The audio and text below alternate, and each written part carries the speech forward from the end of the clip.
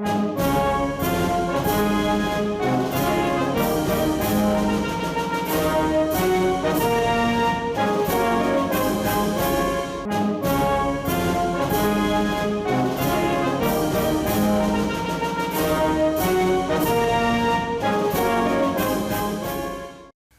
right, it's my pleasure to introduce the next speaker. You heard from yesterday for a little bit. You're going to hear from him again.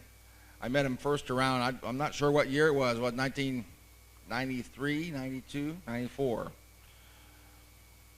I came to one of our meetings we were having in Southern California, and I enjoyed being around him because he's from another country. He's a naturalized citizen, and he cared more about the Constitution than most Americans I ran into. And I thought that was interesting. And since then, not too long after that, he founded Freedom Law School. And he's been doing these conferences since 1999, right? And there aren't that many of these types of meetings going on in the country.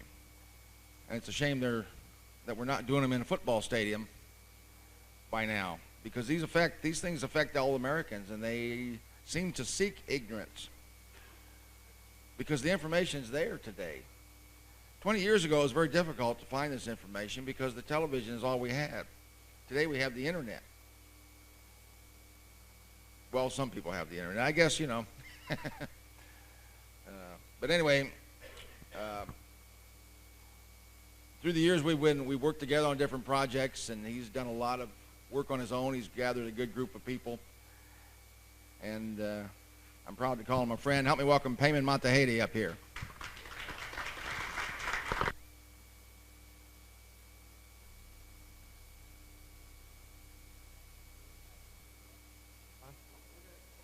Thank you, Steve. Folks, it's good to be back before you again today, and my topic today is a continuation of what I've spoken about on Friday and yesterday, and that is how to live free of oppressive taxation and control in the land of the free, home of the brave, supposedly, where a lot of people are not brave as they should be, and they are not free as they should be in America. So how do we restore that? And so to continue from where I left off last time is I believe that since in America we have a system of governance where we the people are the masters of government, there are public servants here serving us, then we need to put that system to the test. Is it working? As the Declaration of Independence clearly said and actually reminded us, we have a right to reform and change the government to secure our liberties and our rights. That's what government's all about.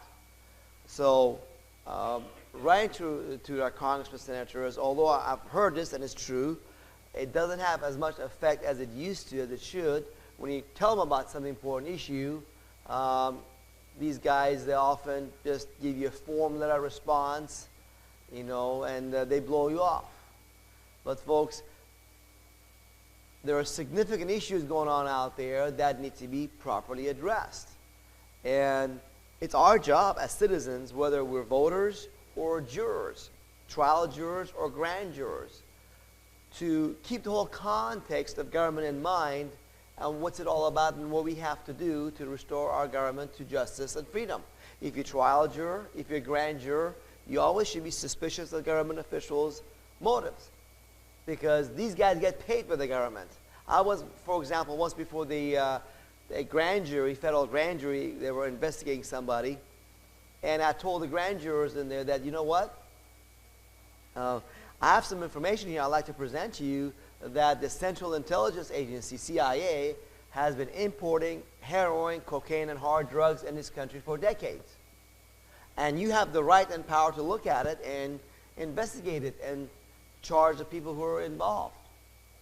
And the grand jurors there didn't know they had such powers. And not only that, they were interested in the government prosecutor's agenda. Well, we'll get to it maybe later.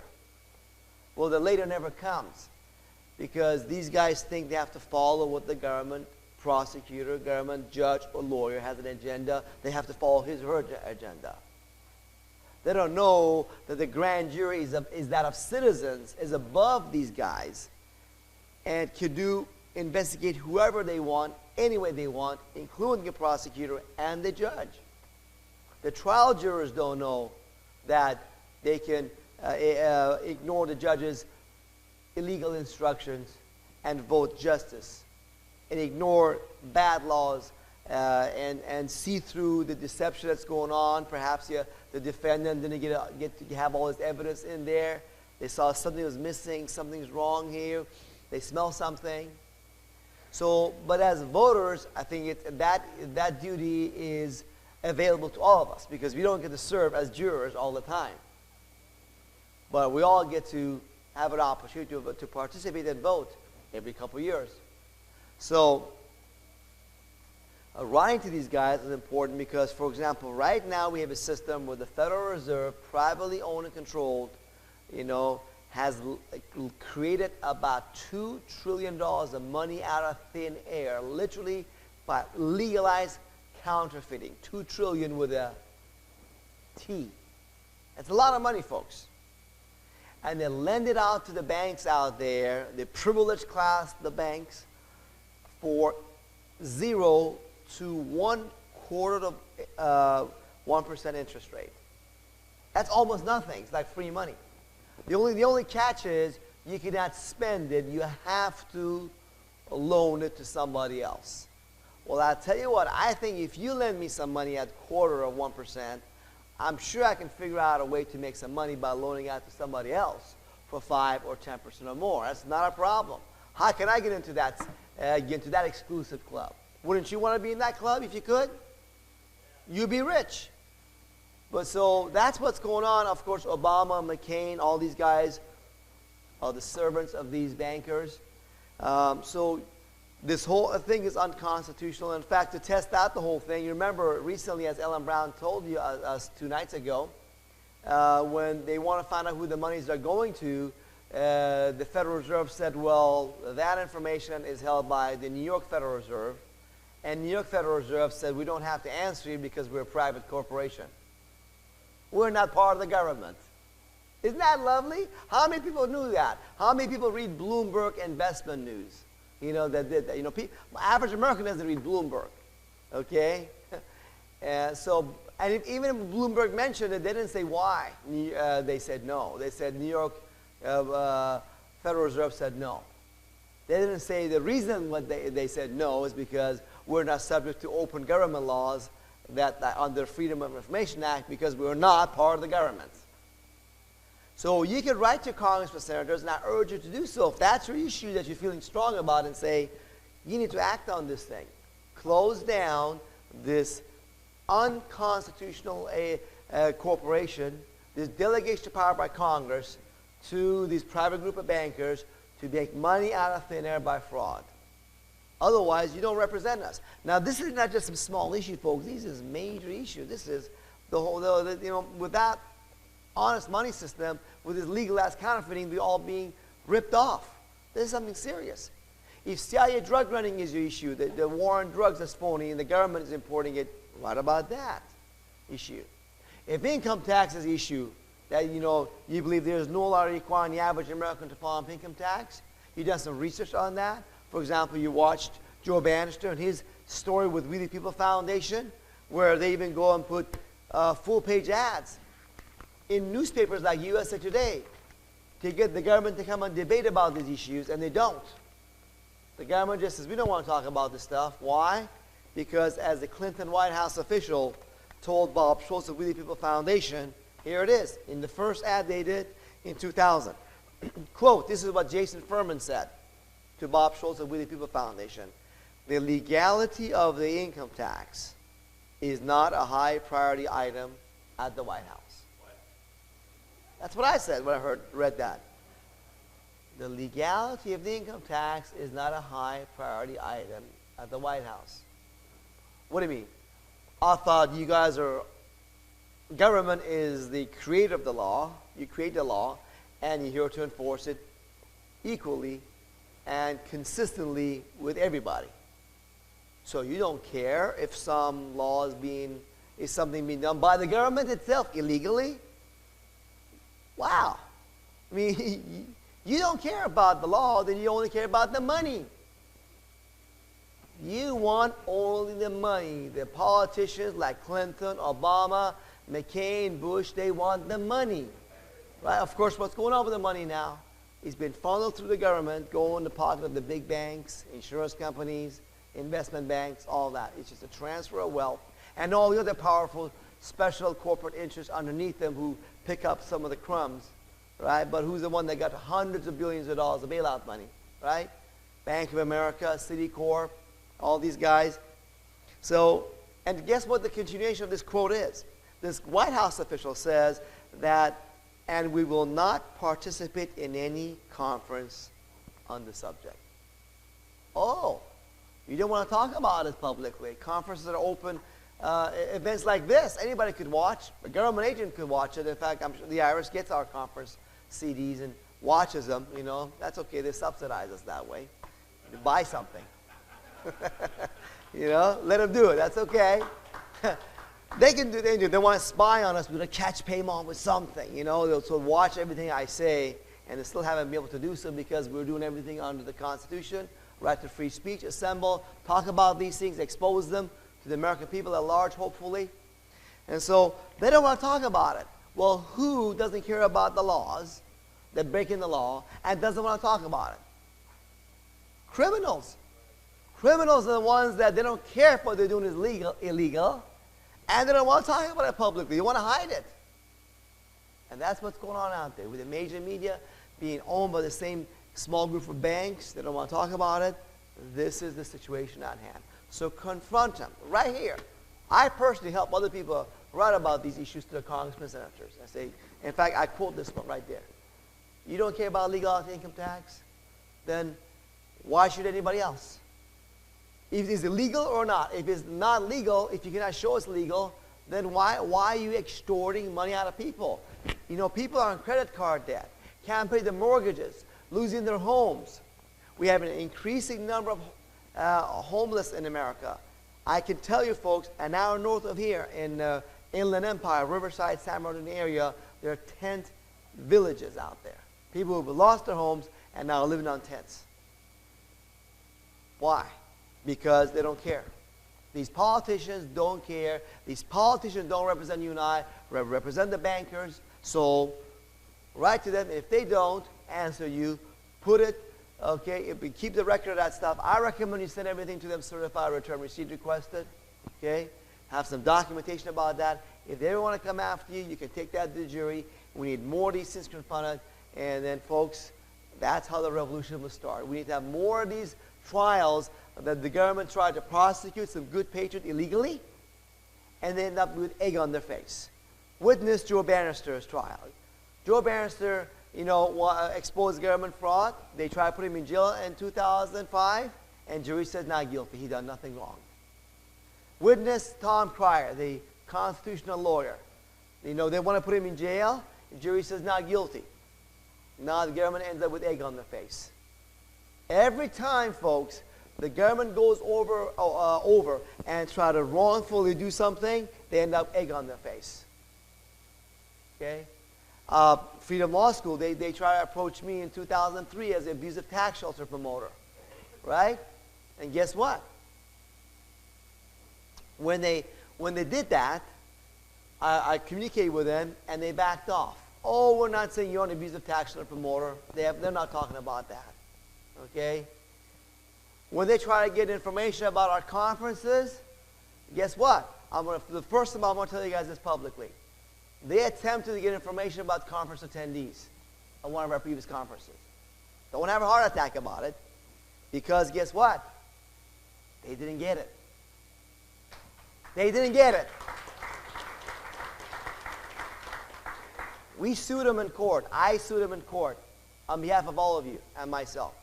I said, you have no right to violate our First Amendment right to gather here, Mr. IRS Criminal Investigation Division agent. His name is Kirk Tambornini, for the record, by the way. Okay? And I sued him personally. Okay? So you cannot get information about what we're doing is First Amendment guaranteed. I came from Iran. We have no rights. I'm here doing that. and you guys have no right to do this. Now you have to remove your illegal summons. You try to tell the hotel to produce records. You have no right to do that. But I'm going to come after you, try to sue you personally. Well, guess what? The first thing the Irish lawyers did, within a month, they removed their summons. Oh, we don't want those things anyhow. Forget about it. We don't want those records. Let's just go home. Why are you suing us? You shouldn't be suing us. It's moot. We gave you what you wanted. Okay? So later on, that technicality on the service, the improper service technicality, they threw it out. But they're not done. I'm not done with them. I'm going to sue them again. There's more of that.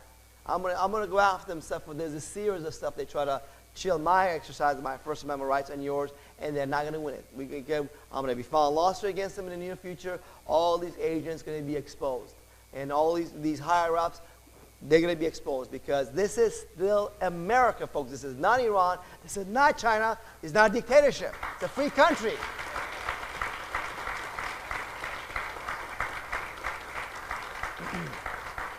And we're going to put this on our website, everybody to see the world. This is an open battle, folks.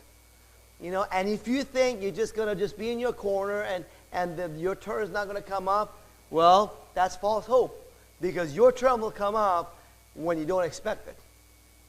You're doing the right thing by coming to these conferences and talking to people and be aware. Because if you know what's going on, folks, you can be much prepared. Now, you don't have to make yourself a big target like I've done. Okay? That's okay. I've chosen that. That was my choice, to be such a public figure. But there's so many of you out there, that have got this information, come to conferences, get this information, and pass it out, all that there's no way they can come after even a small number of you. In fact, they don't. I talked to a paralegal with Save a Patriot Fellowship. Years back in the early 1990s, they got they did a raid on them, and they won. And they sued the government and won. They got everything back. He said, Peymon, they took our cabinet files and had taped them. Okay, they taped them so they don't open up, everything doesn't fall out. When they eventually brought them back, I think it was maybe a couple years later or something, he says those same tapes were still on the cabinets unopened. They had our members' information list if they wanted to. All they had to was to open the tape, get the drawers out, and see who names on there. They said they didn't want to do that. They didn't want to do that. They don't have the time. They don't have enough resources or manpower to go through that. They just figured out if they're going to shut us down and our members will have no support, no organization, they're just going to go and forget about everything. That's what they hope to do. So I want you to know, folks, that you need to exercise your right to association. Okay? It's not a problem. You can be safe. And you got to do that, folks. It's important that you support this kind of work and participate in them. So now, the other thing is, folks, the education that how many in this audience are homeschoolers? Can I see show of hands, any homeschoolers? Okay, we got maybe about a dozen. All right, let's give them a hand, everybody. It's a lot of work. Believe me, it's a lot of work. I know. We tried it for a few years, and it was just too much work for my wife and I, because our school is right by our house. The kids got distracted, so we sent them to a good small private school. But my hat's off for all the homeschoolers, because that's ideal. That's how Founding Fathers did it. Okay? Well, as I said before, I went to university and took economics and had business law twice. Never learned hardly anything about our rights and freedoms. So eventually when I started Freedom Law School, before that, I started teaching this course. It's called A Practical Road to Freedom from Oppressive Taxation and Control. And so many people out there, I found that were even more ignorant than me. I was ignorant, and I found everybody else knew less than me. So to bring them to my level of ignorance or knowledge, I started this 9-week course, which is all available on audio CD. And it's everything you want to know and need to know is in there. So whether it's court procedure, IRS procedure, basics of law, government structure, organization, how to use a law library, read and write legal paperwork, techniques and strategies for free living, live without a slave surveillance number, live without a bank as much as possible. It's all in there. For example, one of the famous topics I like to tell people about is how to live without a slave surveillance number. Well, the first thing you need to know is tell your kid, if you're a parent, don't get your kid a slave surveillance number. Okay? And first, I believe in home birth, better than hospital. Okay? Why have birth in a hospital? It's not a sickness. It's not a disease. Why do you do it in hospitals? You know, you can home births are better, healthier.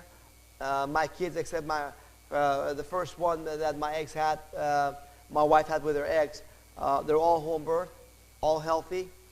And then when you have the kid at home, nobody asks you to assign a number to the kid. If you're at a hospital, just tell them you haven't named the kid yet. Easy way. They're going to try to pressure you to give the kid a number, but if you don't name it till later, they won't even bother you. Okay? Now you can tell them no. It's not. Just tell them no. I don't want a number. They might try to pressure you, but just say no, or just tell them I'll name the kid later. Okay? So if they want to get a slave surveillance number later, that's their choice later in life if they want to. If they don't, don't. And later on, all they need to do is, when they become adult, write to the Social Security Administration and say, do you have a record of this individual having a slave surveillance number? And they'll tell you no. When you want to go get a job, take that letter. So look, I don't have a number. And there's laws in place in the IRS code and regulations. It's right there. It says that employers and third parties, all they must do was ask for your slave surveillance number. The Social Security number, of course, is what I mean. And if you don't give it to them, all they're required to do is to tell the government that we asked for the slave number and didn't get one. And that's it. That's all you got to do. Now, people don't know about that. It's such a simple thing, but I put it in there in level 1 course with a copy of the actual law, for even a sample letter you could use so that you don't have to give your number out to these people, okay? Now, if you got a number, just use it as little as possible. I know it's not always easy to live without it, but minimize it. Don't give it to anybody and everybody that asks, okay? And you can remove it actually from somebody's databases. And of course, you want to minimize use of banks.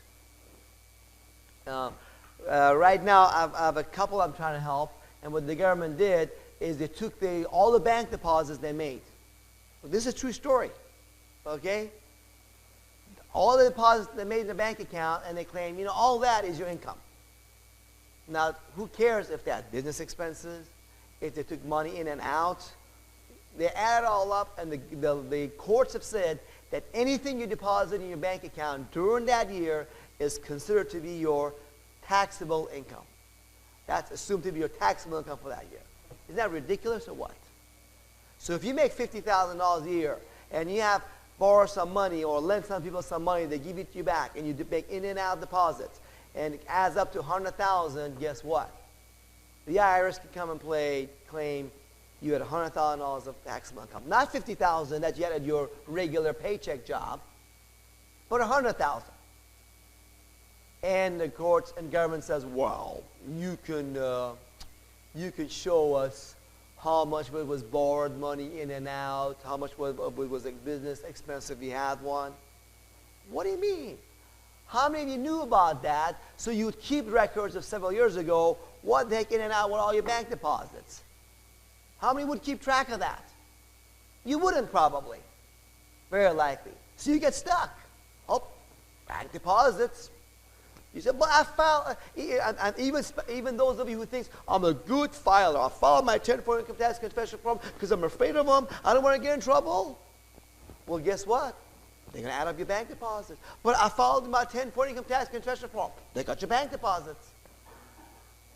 So even if you file a 1040 form, minimize your bank deposits. If you're a non-filer, more reason to don't use banks as much as possible. They are your enemy. They'll turn the money over to the government at a blink of an eye, and the government, of course, will pass it to the banks to bail out the banks. Remember? It's a nice circle they got. Relationship with each other, government and banks. For their benefit, of course. So make sure that you minimize use your banks. Minimize use of credit cards. If you have to use a credit card, fine. Like airline tickets, you pretty much got to get on the internet these days.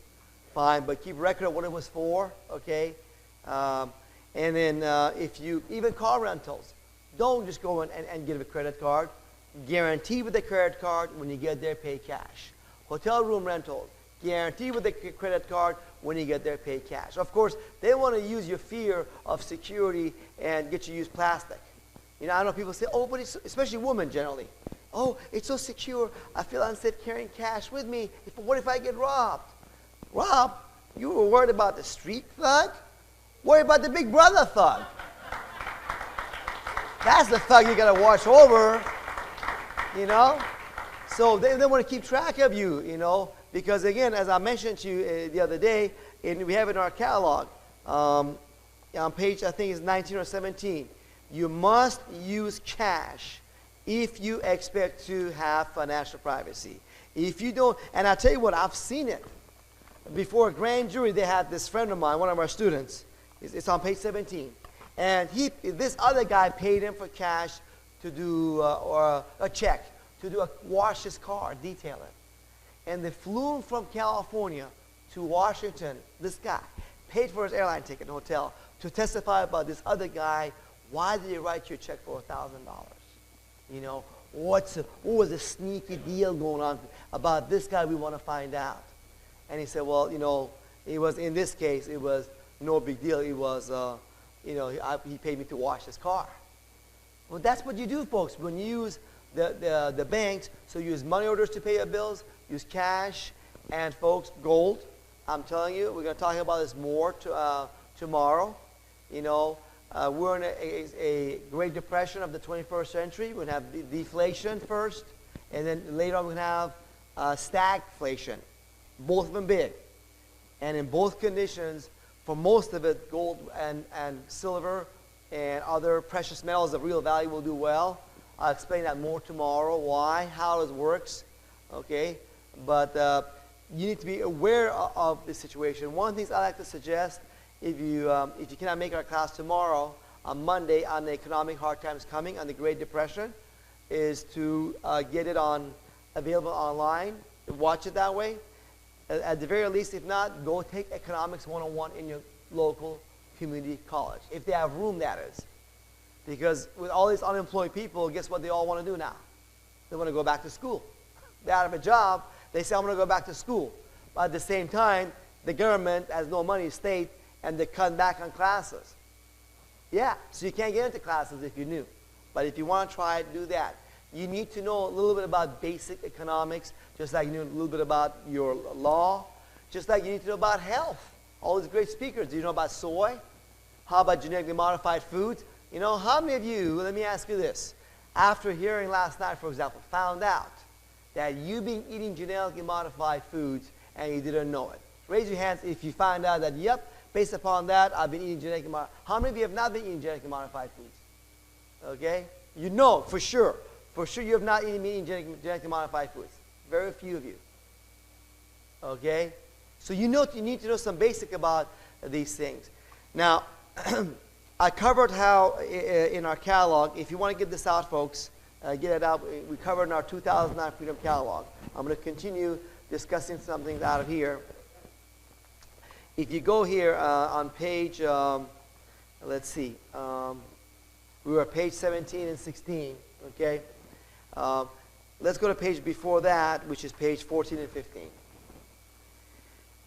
And you see here, folks, again, the bottom line is when you file the 1040 income tax confession form, your chances of going to jail are far larger than if you don't file, and you're going to go to jail a lot longer. That's the IRS's facts.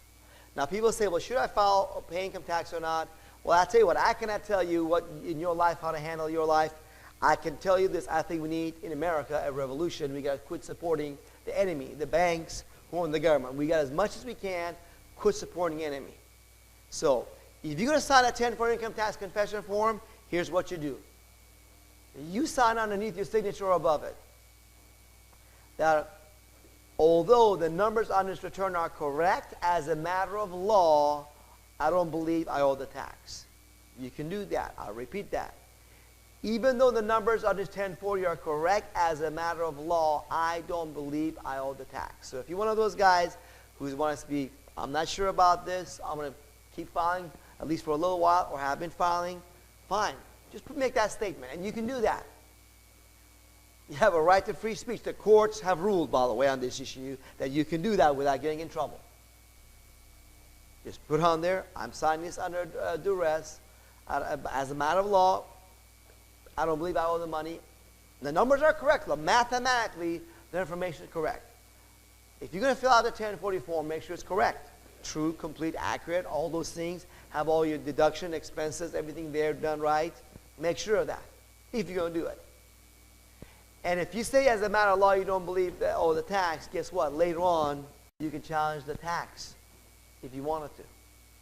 There's actually court cases on that. You can do that. Dave Wellington, who's one of our Dream Team members, the tall black gentleman you'll see in there, out there, he can tell you guys more about that issue if you're interested in. Okay? So another thing is that is something interesting I found out. I came across several people that they fill out the 1040 confession forms, but they never sign them. Send it into the IRS with the money or without the money. I've seen it both ways. The IRS is not supposed to process those returns without a signature because legally you didn't put the rope around your neck under penalty of perjury by signing it. You didn't sign it, it's not a return. It's not a 1040 confession form. It's not valid. But the IRS agents process them anyhow, and they bill the person.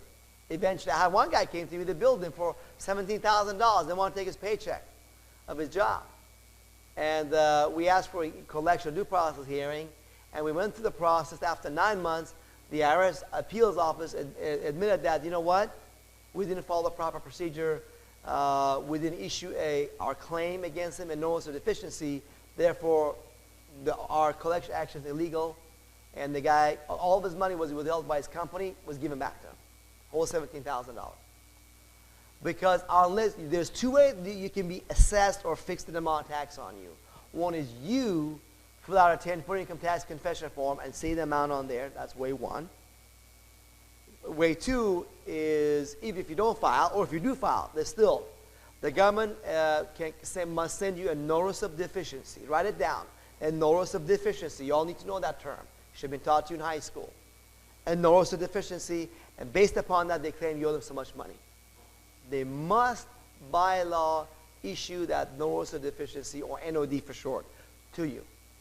So they can issue a notice of deficiency if you get a tax return. If you don't file, they make one up for you. Based upon that phony one they make, then they issue a notice of deficiency. If they don't do neither, you owe them nothing. So some of you may want to try that. You know, if the IRS, I've seen these guys that said Peymon, they asked me for my signature, they sent it back, I didn't sign it, and they just didn't come after me. They processed it. Now, whether the person pay it or not, doesn't matter. Okay? So that's something you could do as a filer. You know, you don't have to necessarily so far suffer in silence. And in my opinion, the people that may want to file are pretty much, I call them Johnny Paychecks. If you're Johnny Paycheck, where you plan to be at the same corporate job for the or government job for 10, 20, 30 years, and maybe just a very simple situation. Yeah, maybe for you it might be easier to be in the system filing because they're going to probably take your money out on a paycheck anyhow. You know, the employer's going to withhold from your paycheck no matter what you tell the employer. The employer says, you want to work for me?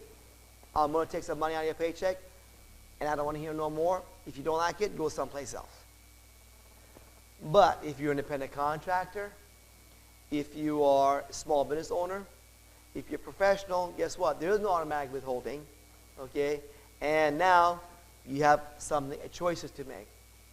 And not only that, but the problem with all these guys in those categories is that now you have to keep a track of all your expenses and deductions and your amortization tables, everything so well that they cannot audit you. Because if they audit you and the IRS agent's interpretation is different than yours, they can come after you for jail. And that's what they did. Joe Bannister told me that he's seen that happen when he was with the IRS. They tried to put this guy in jail All it was the interpretation of this accountant was different than the government, and he thought, you know what, the accountant of this guy was actually, his interpretation was right. It was okay. But the government says this is the proper interpretation, and the judge, rather than telling the jury that, you know what, you have to decide which was the right interpretation, he rubber stamps for the government. The government says this was the right way, this is the right way. End of story. So, I tell you some of the problem with small business owners, which, by the way, you know what the government calls independent contractors, professionals, and small business owners? You know what the IRS calls you guys? He calls you guys informal suppliers.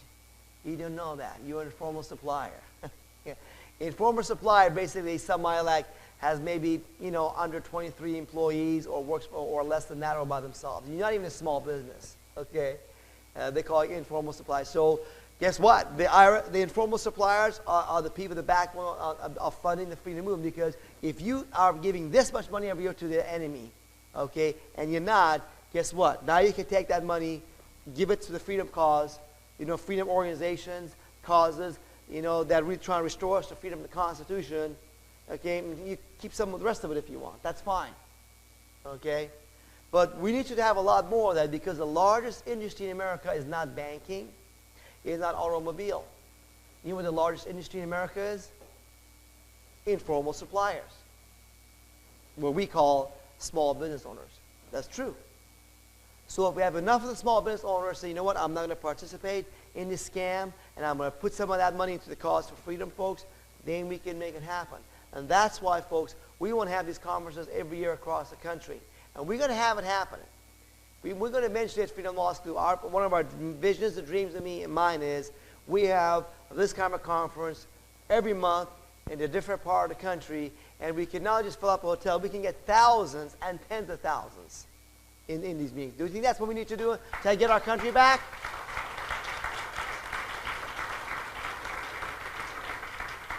We need to have a revival of freedom, folks, but somebody got to fund it. You know what I'm saying? Our students at Freedom Law School, by the way, fund these conferences. You know, what people pay for registration covers part of that. You know, so, I mean, I'd be honest with you. Some people told me because of low attendance to cancel a conference this year. You know, and I told them, no. We don't cancel the conference even if we lose instead of maybe $2,000 or $5,000, $10,000 or $15,000. Why? Because doing these conferences, informing the public, educating the public, is part of our mission. That's what we're here for. We're not a money-making entity. Some people sometimes call me on the phone and say, Peymon, you know, so I like your business. And I have to correct them right off the bat. You do a good job for your clients. I said, well, it's not a business, and we don't have clients. Okay? Freedom Law School is part of Freedom Church. This was the cost for me of doing the right versus wrong, truth versus lies, love of freedom and joy versus fear of government and oppression. That's what the line is. Think about it. Opposite of love is not hate. It's fear. We operate on want to grow. We want to be happy, right? And free. Be all you can be, right? If you look at the cartoons about good and bad, hell and heaven and hell, in heaven everybody's free. Everybody's very simple, right? And they just do what they want, right? In hell, someone's always pushing you to do this or do that. The government tells you, fill out this form, don't fill out that form. Buy this, don't buy that. Sell this, don't sell that. Right? Eat this, don't eat that. That's hell. And they do it by fear. You're going to be in trouble if you don't do what the devil tells you to do. The government, right? The bankers who own them. But if you're free, hey, as long as we're in heaven, we don't hurt anybody, we do not violate others' rights, why can't we just be free and get along? Is that the way it's supposed to be? So at Freedom Law School, we have students of law. Now, we focus a lot on laws of nature when it comes to human interactions, but I'm glad we brought you law on health and nutrition as well, which is very important. But we're interested in all areas of real natural law, natural rights, how it all ties in together. And I hope you've seen this weekend how everything ties in together. It's not just this issue or that. It all works together. And so that's why we do these conferences, and we want to work with you folks to have it happen all across the country. So my suggestion to you is consider, if you've been a 1040 income tax confession filer, writing to your congressmen, senators. Ask them, where's the law that requires you to file income tax? Show them some documents if you want. Show them, send them the movie documentary American Freedom to Fascism if you want.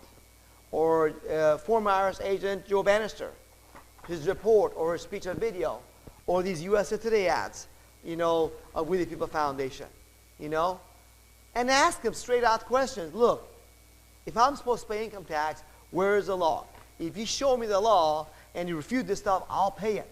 And do. If they do show you the law, pay it. Pay the tax.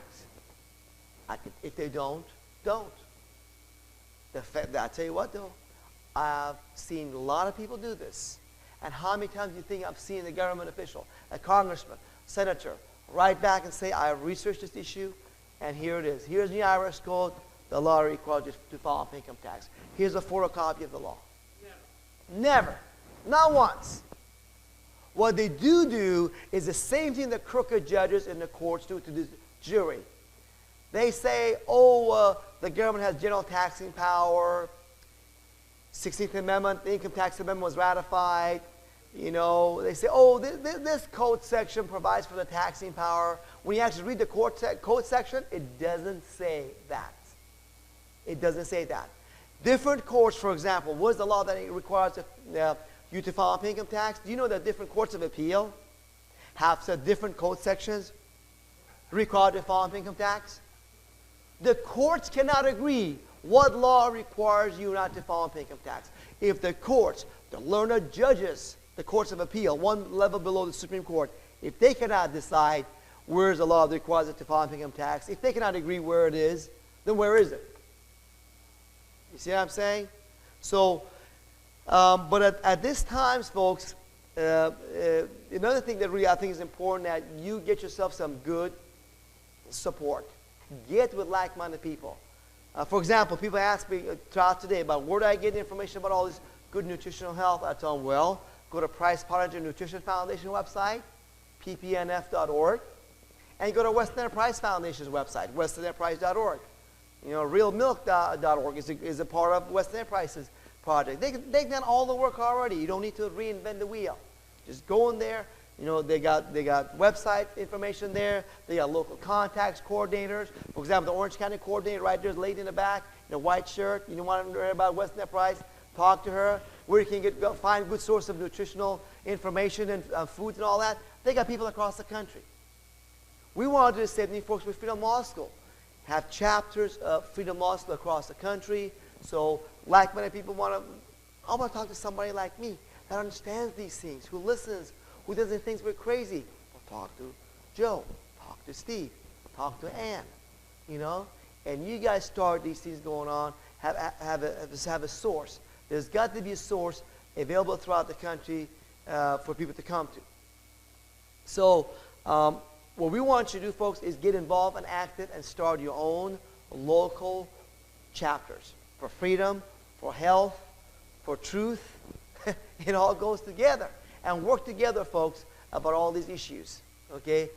And work with people that are really knowledgeable, okay? Well, what I've done at Freedom Law School over the years, I try to gather myself with the smartest, most knowledgeable, wise people in the field of law. If you open our Freedom Catalog on page 28 and 29, you're going to see a partial listing of what I call Freedom Law Dream Team, okay?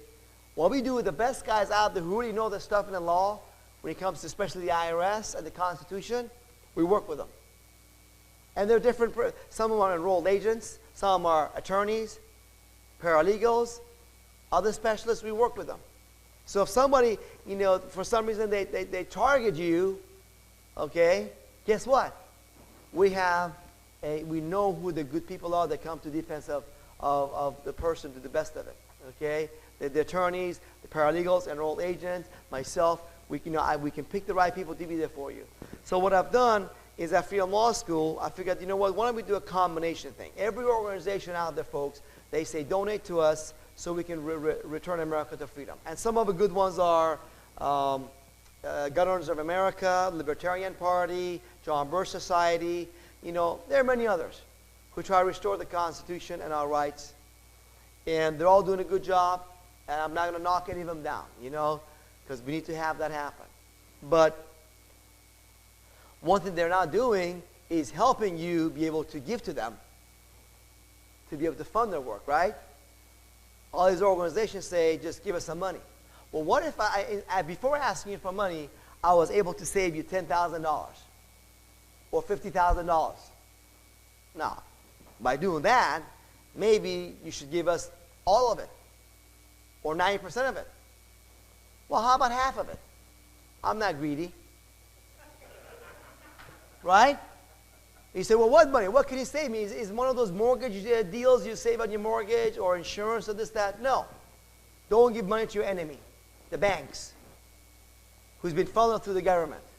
Don't give the money to them and take that money. Now we can have fund the freedom movement, doing all these conferences, educate more people, give out all these more free literature, you know, give exposure to these other experts that, you know, about these topics that nobody gave exposure to, but like Ramiel Nagel had so much good stuff to say. This was the first time somebody put this man to share this important information before all of you. You know, someone had to take care of, you know, giving these guys publicity, you know.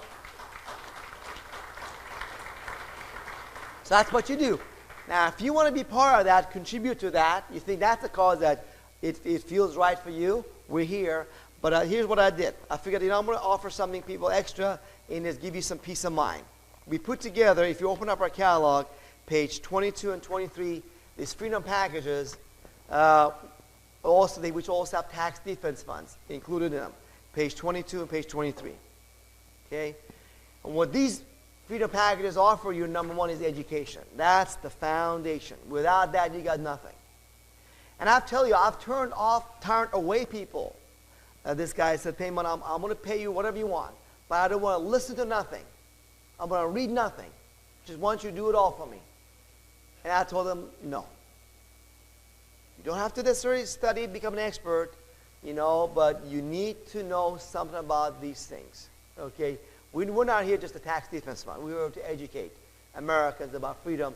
That's the way ultimately get our country back. I'm not here just to save you some buck. Freedom law is not a buck-saving, tax-saving device or entity. Okay? We save you a lot of money, no doubt, filers and non-filers. Okay? Although non-filers obviously can save more, but still, we're here to educate you. That's number one. Number two, we're going to help you write your congressmen, senators about what I said about the income tax issue and ask them to show you the law that requires you in America to file and pay income tax. If they show it to you, pay the tax. If they don't, don't. Right?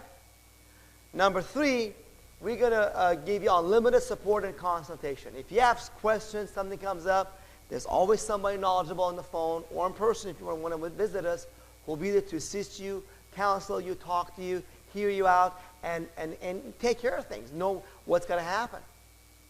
Okay? Number four, everybody's afraid of going to jail. Well, with the IRS. Although they put very few people in jail, people are still afraid of it. Guess what? We have a criminal legal defense fund that protects filers and non-filers both. Although, I'm going to be honest with you, it's a lot easier to defend non-filers than filers. Because, as I have this article out that you can get on our Freedom Law School table out there, filers put the burden of proof on themselves and sink. You claim, for example, you have $100,000 of gross receipts, $40,000 of expenses, $20,000 of deductions. Therefore, you owe the tax on the $40,000 net. The government's going to come back in the audit and say, I want you to prove your deductions, otherwise it's not good. I want you to prove your expenses, otherwise it's no good. You owe me the tax based upon $100,000 gross now, unless you can prove everything. You cannot prove it, don't have your deductions, don't have your witnesses to back up everything. They say no. And I tell you, I'm dealing with that. I help people, filers who are in court, and the government lawyer says, no, you don't have enough proof. No. I'm not going to accept that. And the guy got pretty good proof, I thought. I told him, we'll go fight it. We'll help you fight it. But you know what I'm saying? They want to take your money. So the criminal legal defense fund is to give you peace of mind that, you know, we take care of experts, paralegals, attorneys to represent you in court, to take care of this stuff for you, so you're not there by yourself. By the way, Freedom Press Society is the only one that has a legal defense fund like that. You're going to hear about them today. I'm a member of theirs. You know, I can't be a member of my own. I got to be a member of somebody else's. Since 1995.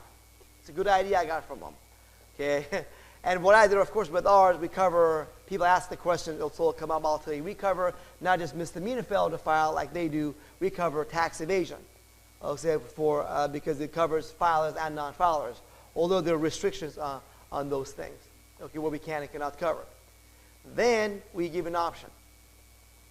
IRS comes after you. If they come after you, they want your money only. 99.9% of the time, they want your money only, and they call that civil. They want to audit the filers or send a notice of deficiency to a non-filer. Okay? Well, you can either do it yourself or pay us extra when that comes up, or have us do it all for you. So both of these programs are outlined here, like I said, toward the end of our catalog on pages 22 through 27. It's called the Simple and Royal Freedom Package. They're all described in detail. Okay. So what these programs are, if something comes up, the Royal Freedom Package, which is on page 24, 25, we take care of everything. Simple Freedom Package, you pay extra. Now, these programs are very economical. After the first year being a higher amount, the Simple Freedom Package is only $900 a year, and the Royal Freedom Package is only $2,500 a year. $3,000 for Californians. That's about $200 or $250 a month. Think about that. How much you paying income tax every month, every year? How much you paying your accountant to keep your books? How much you paying your tax preparer to keep track of all these things and prepare all the forms?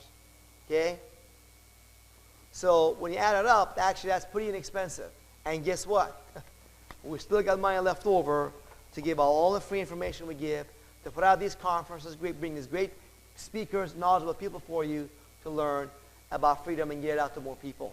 Okay, we want you to, folks, go to Freedom Law School table out there. We got these free CDs about these, like Federal Reserve banking system, about government corruption, about the IRS and more, and our freedom catalogs. Get them out and pass them out to more people. Okay? Remember, don't forget this. I know I hear this a lot. Oh, I've talked to people that aren't interested. You know, guess what? You were not interested some 10, 20, 30 years ago, right? Somebody had to open up your mind about this, tell you about this. Don't forget. So if you want to do justice, just like the person that opened up your eyes about this, keep talking to people. This person doesn't listen, give it to the next person, next person, next person. There's an old thing in sales, they call it that. The salesman who gets the most yeses is the one that gets the most no's. You just got to keep talking to more people and have fun at it, you know. Keep going at it. So what we've done here, folks, here is on page 30. We have our application for Simple and Royal Freedom Package, okay? And don't wait until you're in trouble. And I've had it happen. People join us when they got criminally charged. Then they want to come and join. Yeah, we'll defend you, but you got to pay extra. The IRS takes over $1 million from them, literally. Steal them, and then they want to come join. Fine, you can join. Got to pay extra.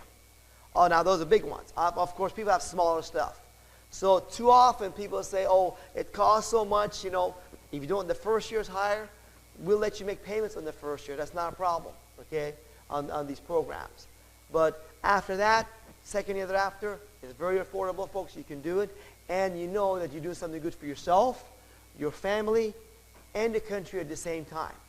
So the information is all in writing. Read it. Check it out. Ask us if you have more questions, folks. And I hope that you really reach in your heart. I'm going to end by saying that I want you to reach in your heart and think about your life. What are you on this earth for? What are you doing here? What's the purpose of it? Is it for you to just make more money and have more toys and have fun? Some people have that. Get the best makeup, get the best clothing, get the best cars, biggest houses, more vacations. That's fine. That's your call. But I think, you know, but those people that see that into that usually are not very happy. You know, their belongings and the quest for more, all that ends up owning them. The simplicity of life is getting back to basics. of love, peace, freedom, integrity, honesty. That's what we want to do. We want the government to live by that. If you reach into that, folks, and get with like-minded people, you know, and put your energy and effort toward that, I think you're going to be very happy. And I hope you take that challenge to reach inside you and find the happiness for yourself and stand for what you really believe in and go forward knowing that you're not alone, knowing that there's a lot of people like you in this room and beyond that are willing to back you up. You can back them up. You know, we're in it together. You cannot be a lone island. I'm sorry. Some people try to be, I'm here by myself. You know, that won't work either, folks. If you really want to be free, you're going to have to get with like-minded people. And I thank you very much for all of you here this conference to make it happen, guys. Thank you.